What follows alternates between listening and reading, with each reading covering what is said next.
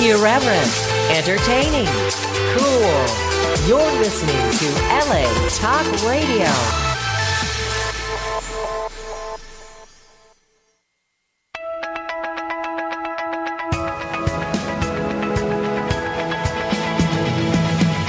You're listening to Question Reality with Priscilla Leona, right here on LA Talk Radio.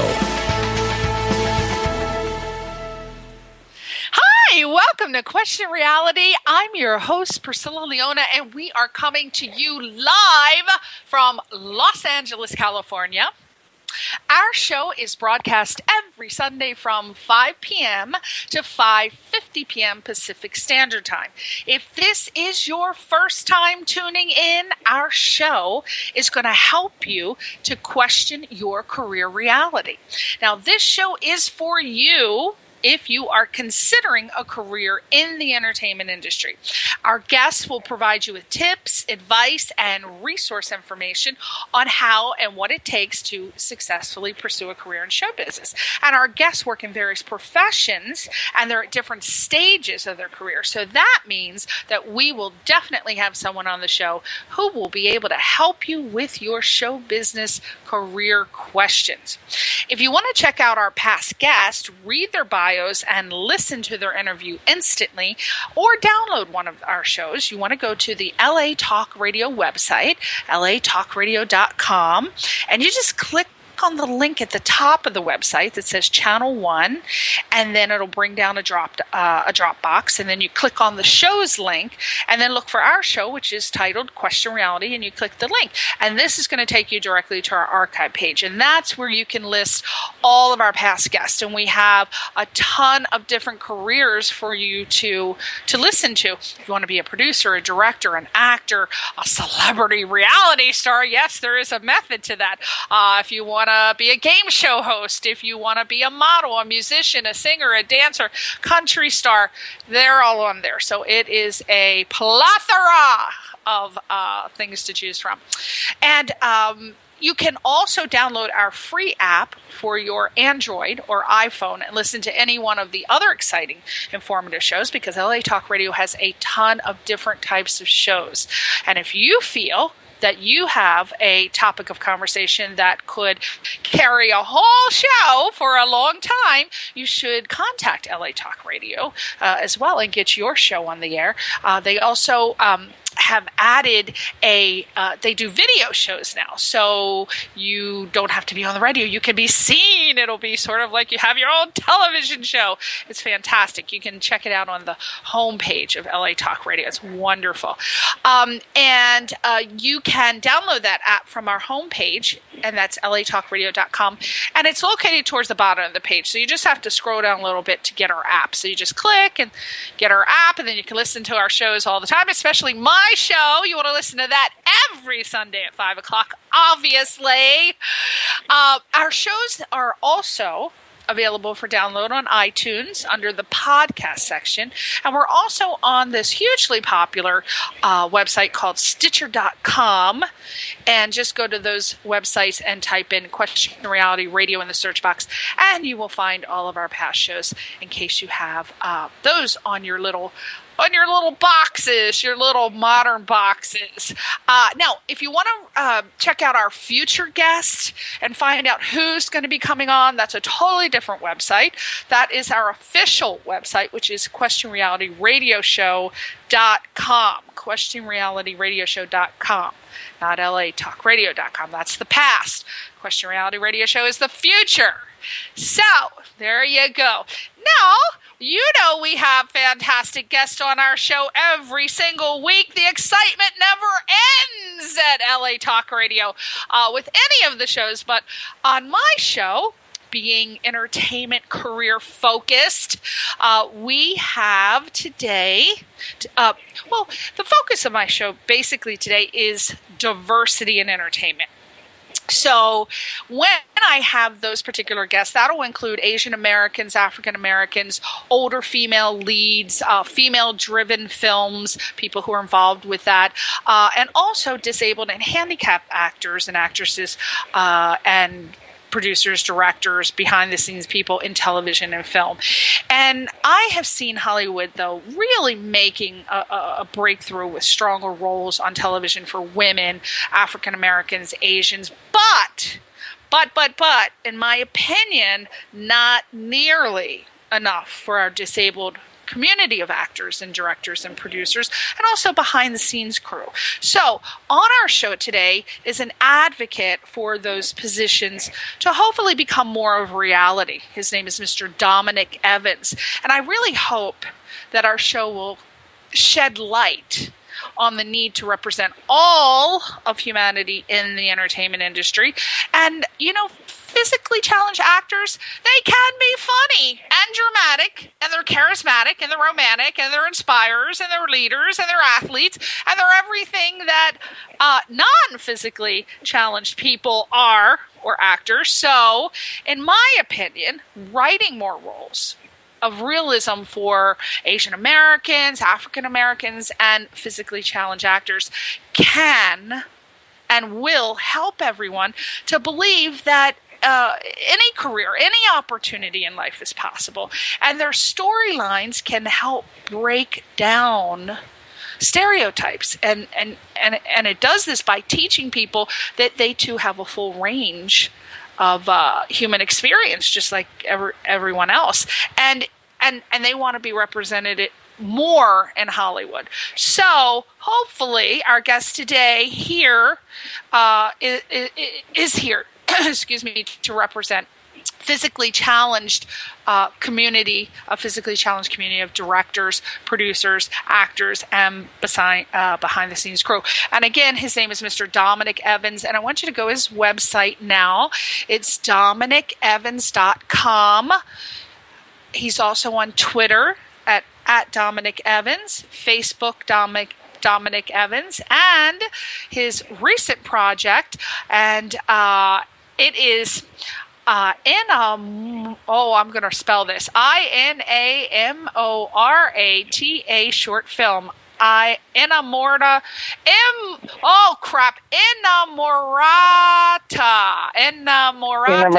Thank you! Help from the audience. Thank you, please. Thank you. And you can go there and check out his projects. And he was referred by one of my favorite actresses in the whole world. We love her. She's been on the show twice to a wildly popular audience. Emails galore after she comes on. Eileen Gruba. You see her everywhere. You can go to her website at eileengruba.com. That's EILEENGRUBBA.com. And very exciting. She just got her show, I hope I get it right, was just picked up on network television. I think it's Game of Silence. Oh Lord, I better not say anything. Okay, all right. But just go to her website, and I'm sure she's posted it there. I don't want to get it wrong and mess it up. I'm trying to remember everything. So let me tell you a little bit about Dominick before we talk to him. He is, again, a film director and an activist in the disability and LGBT communities. He's a trans man with a neuromuscular disability known as spinal muscular atrophy. He was the first person with a severe physical disability to make it through the award-winning BFA film program at the Wright University. And Dominick's latest film project is entitled Inamorata, which is a period piece set in the 1960s that explores the relationship of a same-sex female couple and the tribulations that they endure. And Dominick, he often explores these topics and features characters with voices not otherwise heard in mainstream Hollywood, which is why we have him on the show today. And for his activism work, Dominick was invited to the White House, for the first forum on LGBT issues. That is exciting. He's going to be in the history books. He's probably already on Wikipedia, which I've been trying to get on for like 20 years. Actually, it hasn't been 20 years, but I've been trying ever since day one, and they keep rejecting me. But Dominick obviously has a reason to be on Wikipedia.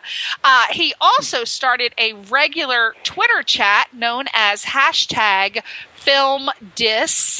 and this discusses both representation of people with disabilities in media, film and TV predominantly, and depictions of disability in media. So you might want to go and check that out on Twitter. #FilmDis, FILMDIS. So without further ado, you know what? Before we do this, I want to talk, just tell you real quick about something related to physically challenged companies. Now, let's be honest, there are problems, when it comes to hiring physically challenged people. I have witnessed it personally. I used to be a recruiter and way back in the day, and I got to tell you, that was one of the things, and I'm going to just tell you straight out, I was told, first thing you do is look and see the box that is checked. If they're physically handicapped, they have a question. Can you lift 50 pounds or more? If you say no, we were told to just toss them. I'm going to just tell you. I always had a problem with that, and I actually didn't do it. I got in trouble many times for that. But, yes, so that was, and we're talking way back in the 90s. So, it still happens today. But recently, upon questioning a lot of people that came on the show, I found out about, I did hear from a couple people, but I cannot personally confirm this, that there's an agency called K as in Kite, M as in Mary, R as in Richard, KMR, is very supportive, accepting, and will represent a certain number of handicapped or physically challenged actors. So, again, I don't personally know if it's true, but a lot of people are saying that's what they heard. So if this is true, we really want to thank and tell them how much we appreciate their forward-thinking and progressive efforts. So you might want to check out their website, kmrtalent.com, kmrtalent.com. I hope this is true, or else I'm going to be getting a cease and desist letter in the mail. But, it's a positive thing, so I can't imagine they would get mad over that. And I think that stands for Kazarian Measures Ruskin Talent Agency, and they're in Studio City, California. So, welcome to the show, Dominick. I hope you're not sleeping by now with that long-ass intro. Thank you so much for having me. I'm really excited to come and talk about film and disability, and those are two areas I'm really passionate about. Right. Well, first of all, let's talk about your latest project. Oh, Lord, am I saying Inamorata? Did I do it? Inamorata. It's actually Italian. It. Yeah, it means female lover in Italian.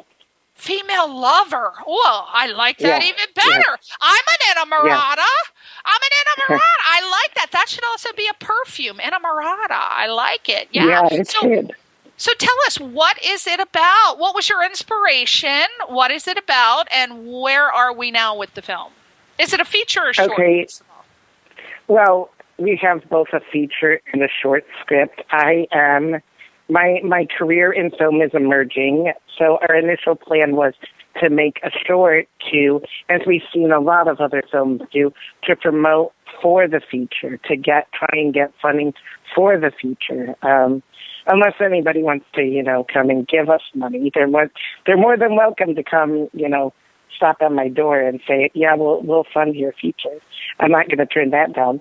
No. But so the inspiration is, I work with a writing partner. We've been working together for 13 years, and she's the primary writer, and I do a lot of the brainstorming with her, and then I go through and make any changes, and then she goes back, and if she doesn't like what I did, she'll scratch it out, and we kind of go back and forth until we're both happy with the script, and then I direct our projects.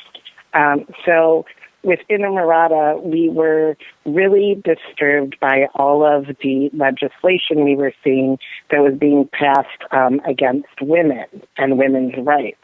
And we were thinking back to a period of time when both women and LGBT people didn't have rights. And to me, my biggest thing is we don't want to repeat the past, not the mistakes we've made from the past. So when Ashton, my partner, and I were trying to come up with a film idea, we said, what can we do? We need to make something that makes a statement about what's going on.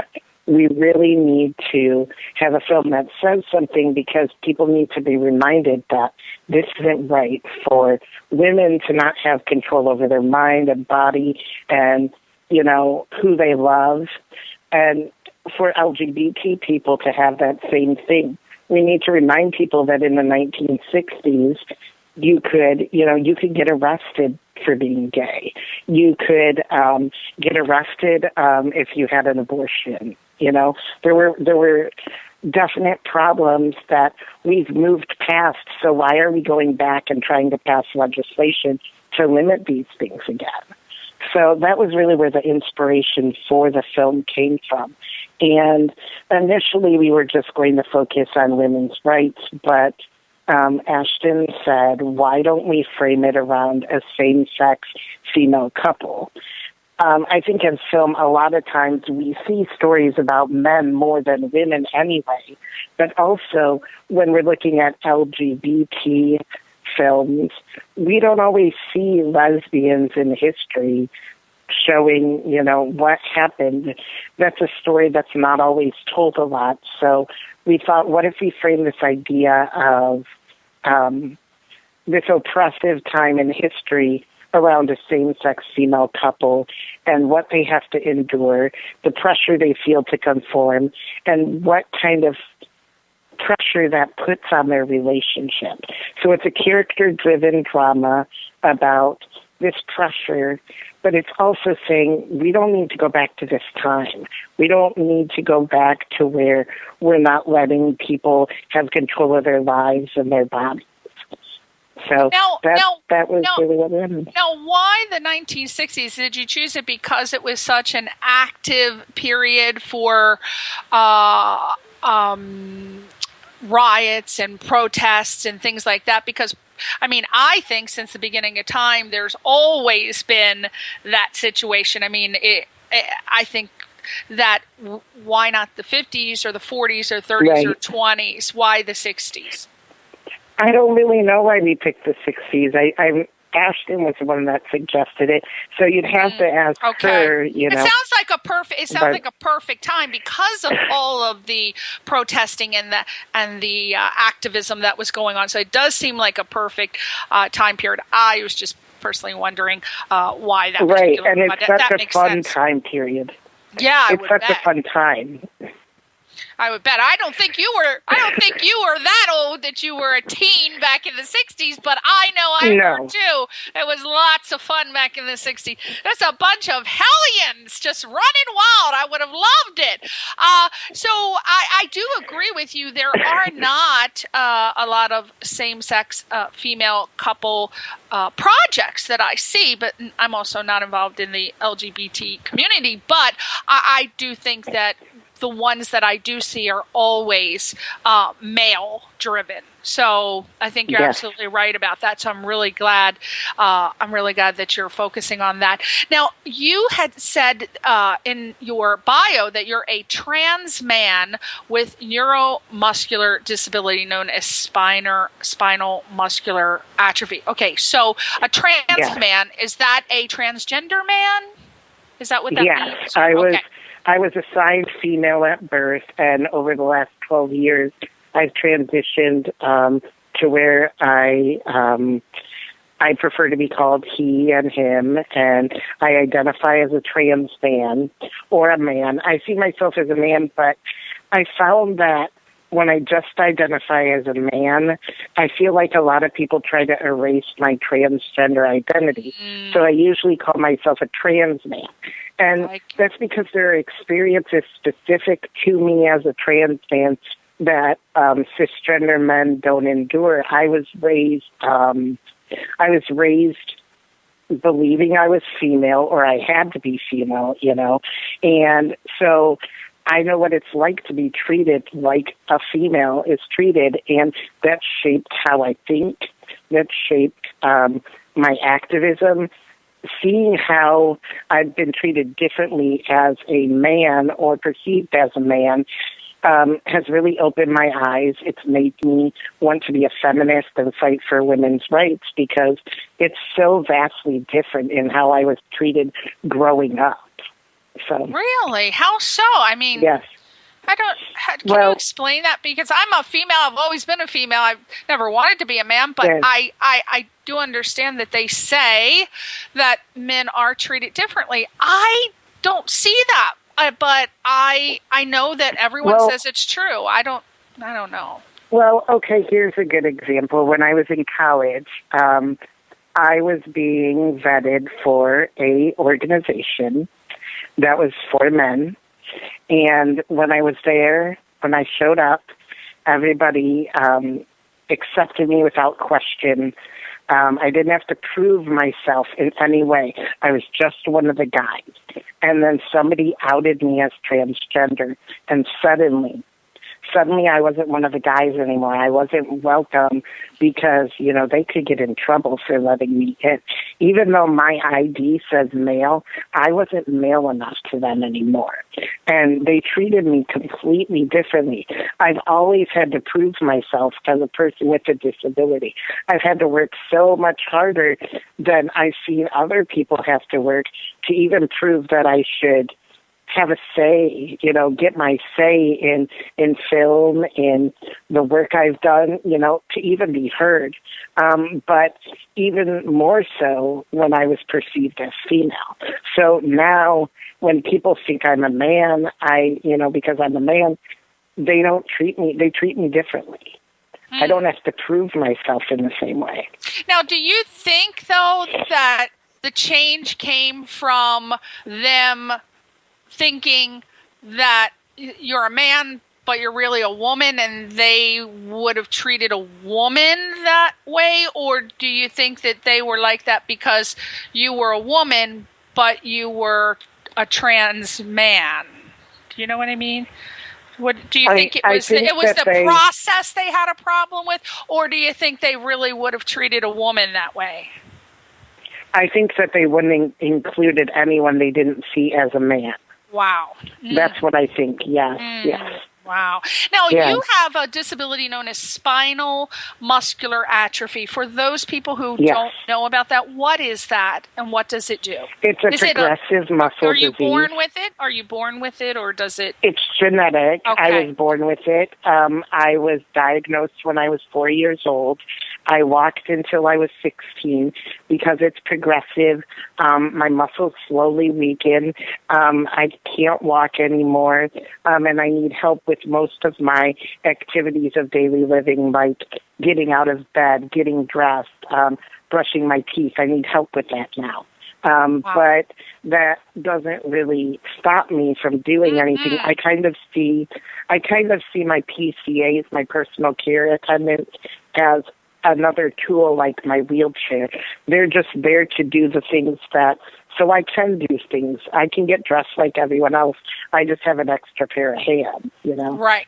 Right. Well, I want you to check out. My husband showed me this wonderful video that you might want to check out. It is a Japanese man has created this product. The company is called Cyberdyne. I was blown away. My mouth was agape.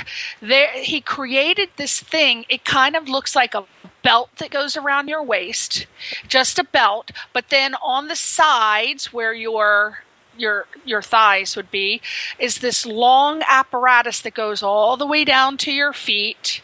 And somehow this man has created this machine that people who cannot walk. I couldn't believe it. I watched this and I couldn't believe it. They put this on people who could not walk, could never walk.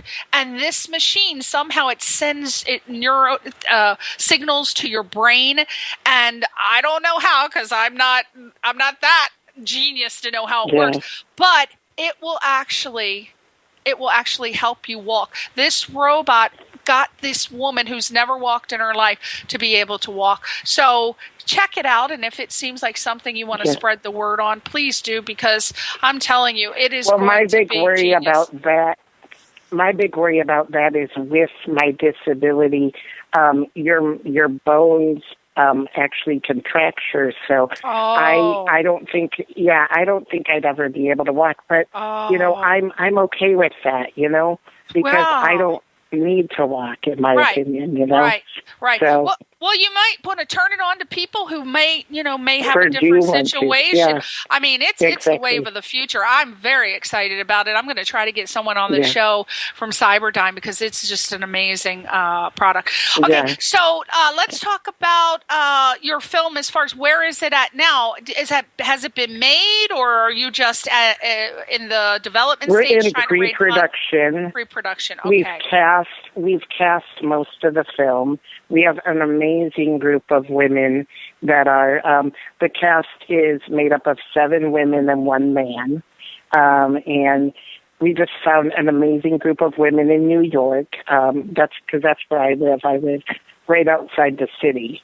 But we had an intense couple days of auditions, and I'm just really impressed with the talent we have found. So, and right now we're trying to raise money to make it happen.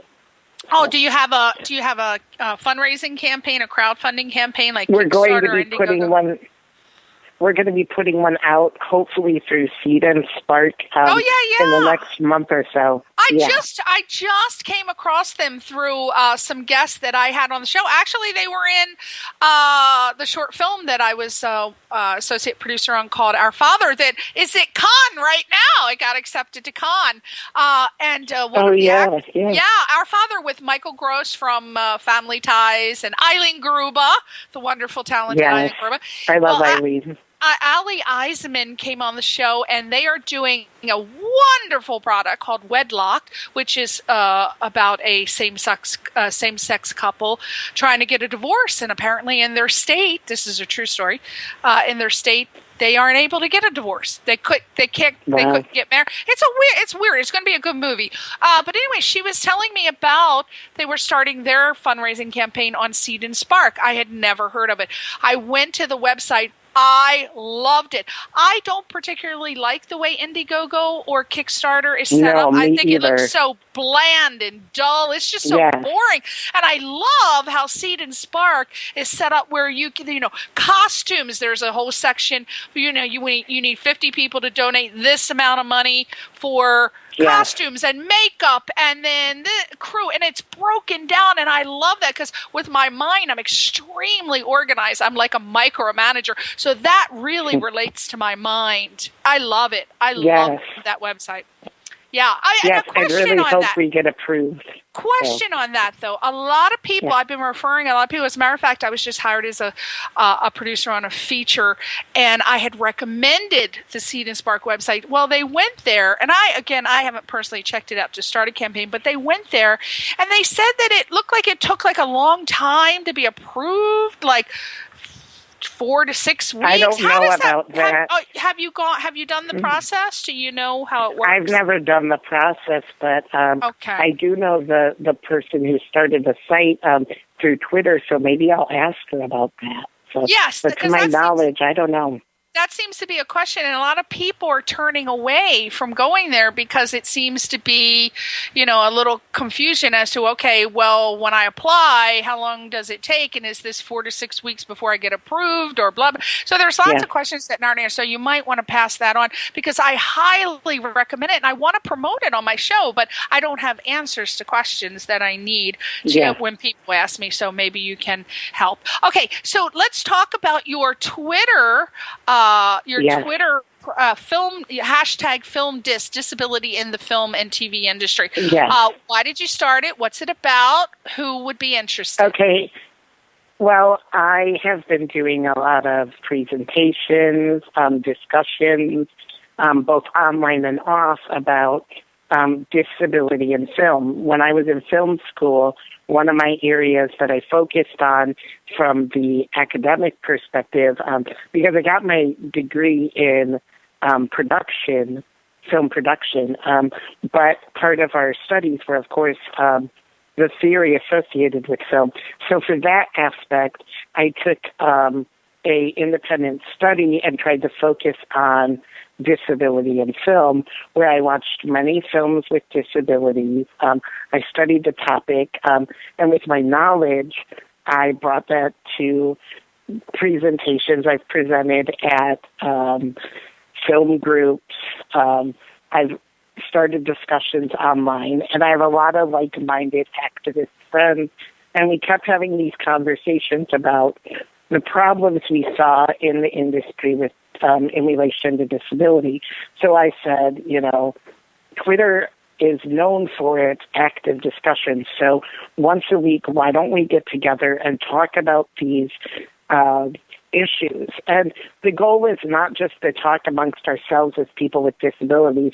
We really want to inspire people in the industry already, or people interested in getting in the industry, to come and talk, listen to what we have to say, contribute their thoughts, because we need people in the industry to be our allies and welcome us into the community. We talk about everything from people like me who work behind the scenes, film directors, writers, producers with disabilities, to actors with disabilities. I really think there are two main issues when it comes to disability in film. The first issue is representation of people with disabilities within the industry. That means, like me as a director, Eileen as an actress, having people with disabilities being visible in the industry. We are the world's largest minority, the only minority. Anybody in the world can join at any time. So having us in the industry is advantageous for everyone, because every single person in this world doesn't know that. I don't think they think that tomorrow it could be them, but by the time they realize that it is them, it's too late, and they didn't have the opportunity to, get people with disabilities more active in the community. So, I'm sorry. Go ahead. Go ahead. Oh, I wanted to, I wanted to ask you in your opinion, how can we encourage the powers that be to write more realistic parts for physically challenged actors, and also how can we get people to hire more directors and producers? Right.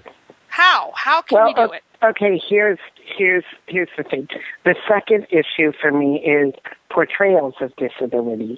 My thought is, if you're doing a film about ancient Rome, you're not just going to, unless you're doing like a superhero movie and you're making it up and it's not the actual ancient Rome, you're going to research ancient Rome. You're going to find experts on ancient Rome. You're going to talk to anyone you can who knows about ancient Rome. So why aren't we doing that when we see films about disabilities? Why aren't we taking the words of people with disabilities? Why aren't we consulting people with disabilities more actively? And why aren't we casting people with disabilities because they understand disability? I'm an expert on disability because I live with my disability every day of my life. So I just don't understand. That's my thought. Why aren't we consulting more people? It just seems logical if you want a more authentic film. Of course, if you're not doing a film that's based in reality or authenticity, that's an entirely different story. But a lot of the films we see, they try to be realistic. They want to be realistic. But I often see films that aren't really about disability. They're an able-bodied person's perception of what they think disability is. And I think because we keep seeing these ideas over and over because people think that's what disability is like, then they think, oh, this is right. And therefore they're not consulting us. But because it's their perception and it's not the actual perception of those of us with disabilities, I don't think they understand that what they're doing isn't as authentic. It isn't, it's not really true to disability. Right. At least not what we experience. Well, I was just thrilled, as Eileen Grubel was as well, when I think Eddie Redmayne won an Oscar for his portrayal of Stephen Hawking. I just loved that. And I would think, gosh, I hope people who are advocates are jumping on the bandwagon and kind of using that to propel the movement forward. Has anything like that been happening? Well, actually, in the activist movement, a lot of people are disappointed because, once again, the people who made that movie took some liberty with the story, and some of the scenes were embedded in this idea. When we see stories about disability, it's always super inspiring, pity-inducing. We're not seeing well-rounded stories. We're not seeing people that are, and the thing I did like about the story was he was a father and he had children. He obviously was having sex because he had children. We don't often see that, but at the same time, I also felt like he was a bit of a caricature of disability. And in the activist community, a lot of people were kind of upset with that portrayal. There are a lot of people that are fighting specifically for parts by people with disability, parts about disability to specifically be played by people with disabilities. And I tend to lean more towards that side of the disability community. There's a saying in the activist community, nothing about us without us. And that basically, just like it says, if you're going to be talking about us and telling our stories, we want to be involved in the story because we understand it. Right. So, the activist community is upset about the portrayal because we thought it could have been better. We thought, but then at the same time, what we need to have stories with disability in them. I've had people say to me, well, if you don't let him in this movie, then we're just not going to tell stories about disability. And that's just going in the wrong direction. We want stories about disability, but we want authenticity too. And right. Until they're casting people with disabilities in these roles and they're letting people with disabilities consult or write these stories, there's not going to be the same level of authenticity. Yeah. You know?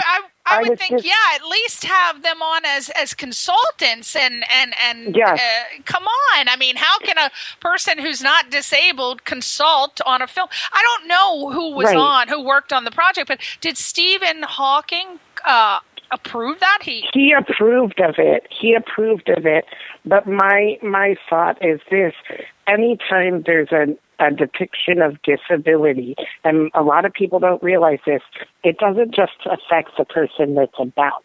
It affects every person with a disability. Through my studies, I've learned that how we view disability in the media greatly affects how people with disabilities are treated. I can tell you horror stories about going out on the street. People tell me things like, wow, it's so good that you got out of bed today. When I was going to school, I would ride the bus to school, and I would have people every day say, I'm so glad you got out of bed today. I don't often see people like you. And I would say, I'm going to film school, and then their eyes would be open to the reality that I'm just like everybody else, right. but being celebrated for the mundane, and a lot of that is because people don't have experience with disability. We're the world's largest minority, but we're also the most hidden minority. How can we encourage people in the entertainment industry to speak up and improve diversity in media? What would be your advice? How people I think they need to come to the realization that these films are not authentic to disability. And if you have pride in your work, then you're going to want to make the most authentic film possible. And if you're making a film about disability, but the disability community is upset do you really want the disability community to not be happy with that? You know, I'm not criticizing anybody here right now. I want people to work with us. You know, I don't want them to think, God, you know, he's so negative. I don't want to work with him. I really want to reach out to you all and say, we need to work together because we can tell some really great stories about disability. When people look at me, the first thing they see is I'm in a wheelchair. I look severely disabled.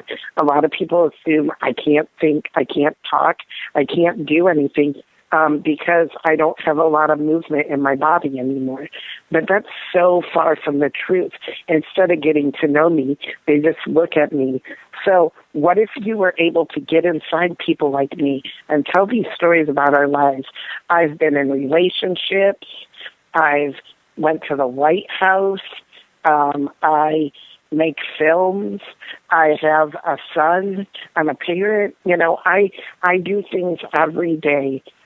So why when we see disability, are we still telling stories where disability is often seen as a plot device to move a character forward? Like, you know, the protagonist's brother dies, and suddenly that propels him forward into whatever action the film has.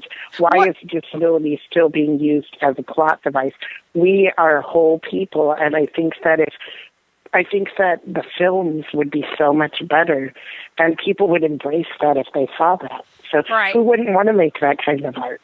Right. I think from that standpoint, you know, that's how we want to get people involved in showing more authenticity. What career advice would you give to physically challenged people who want to pursue a career, say as an actor, director, producer, but they haven't because they don't feel they have a chance of being cast or hired in the entertainment industry? What can you tell them? Never give up, because it is hard.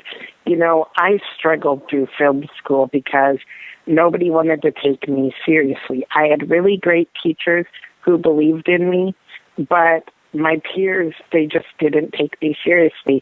It was a competitive program.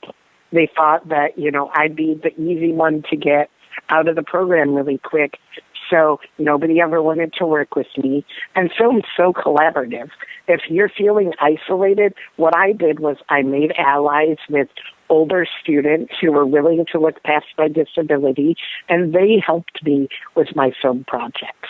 I didn't back down. I said, I want to do this. This is what I want to do with my life.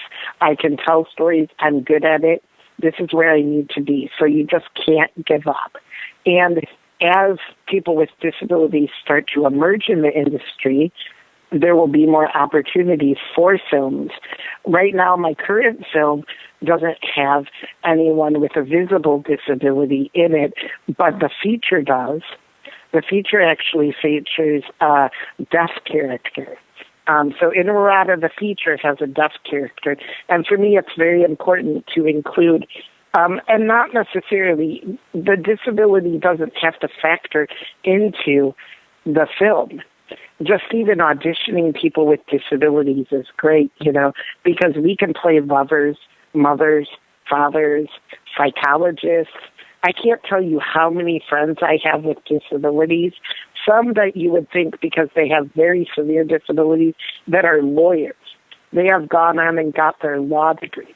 I don't have my law degree. I don't have the patience to go to school that long. So kudos to them. Just like any other lawyer out there, why aren't we seeing lawyers with disabilities?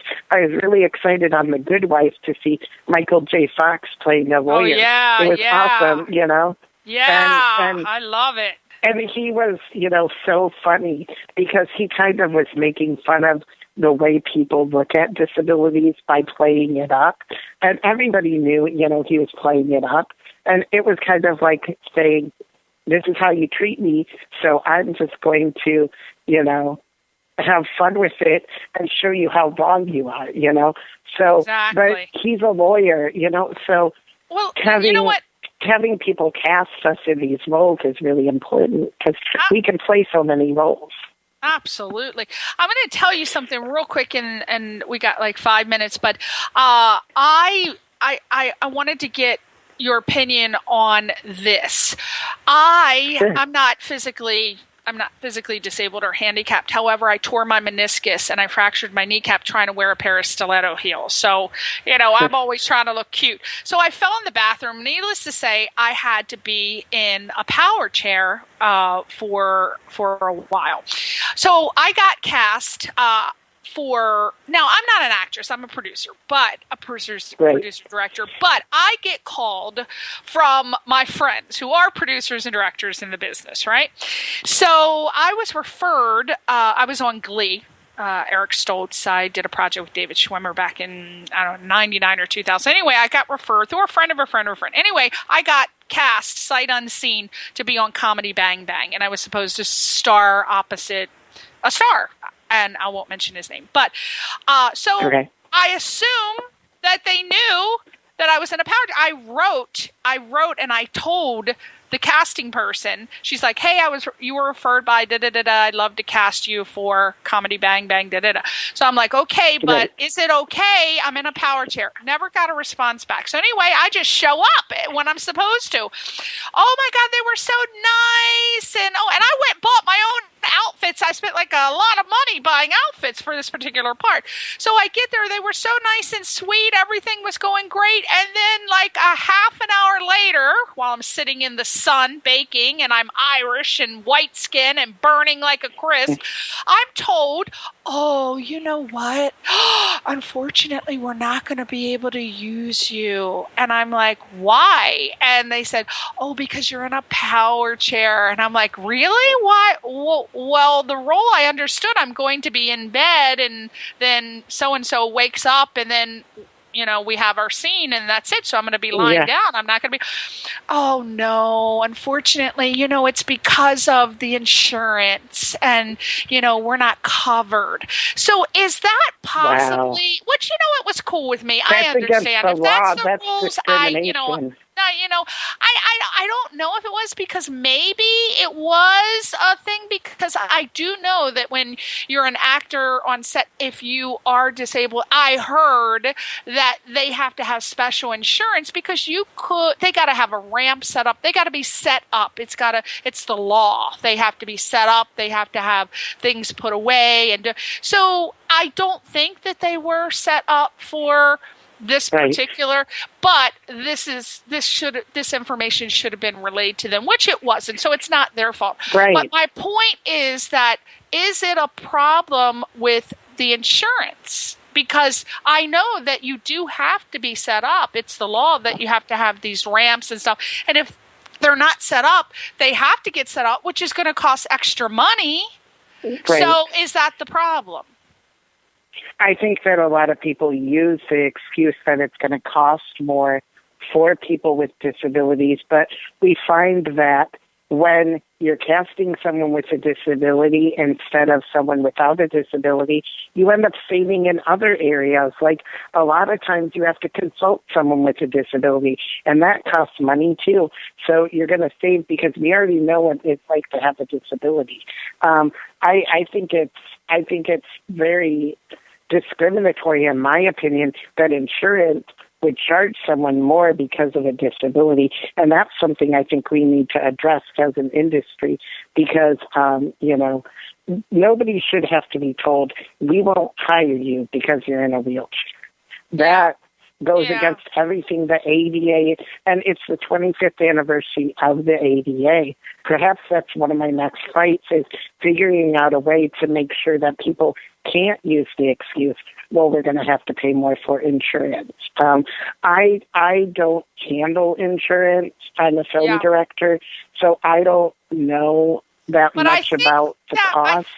I think that it might be a process. I think that this you might want to look into this because this might be a reason why things are at an impasse because I know that it is a process. You got to, just like there are actors who can't ride motorcycles or can't do this when they're contracted for a feature film because they get hurt, then, and then same with actors who may have alcohol or drug problems, insurance won't take them them on because of obvious reasons. Well, that might be the impasse right there. If you can get that cleared up with that not being a problem, then maybe that'll open up doors, because that might be a big hassle. I think I hit the crux of it when that guy told me that, because I really think that's the problem.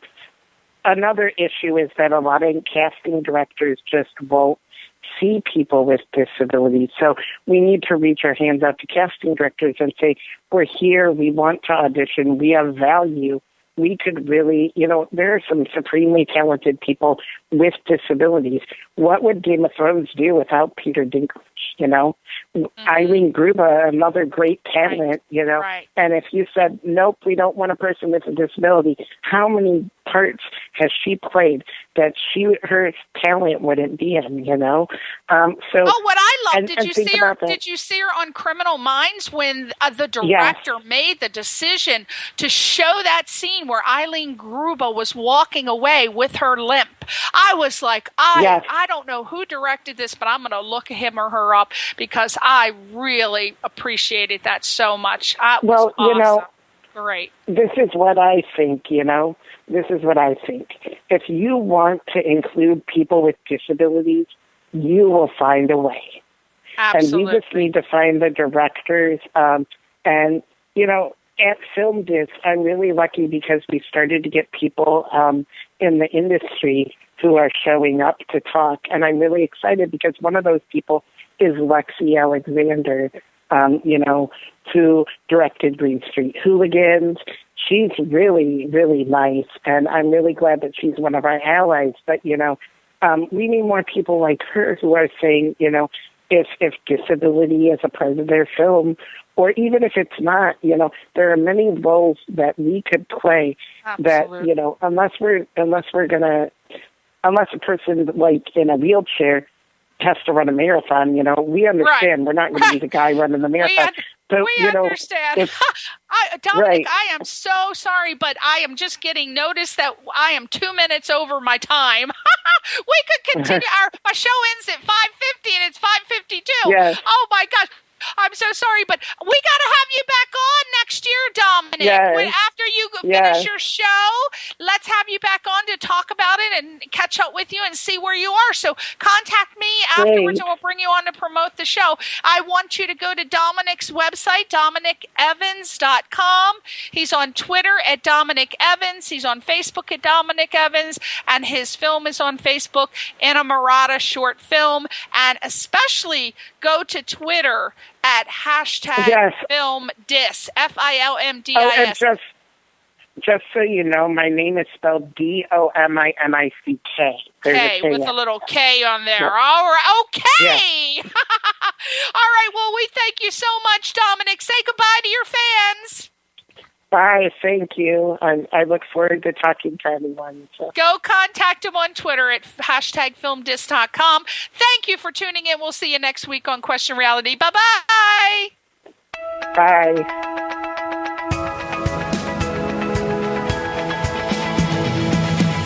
You're listening to Question Reality with Priscilla Leona, right here on LA Talk Radio.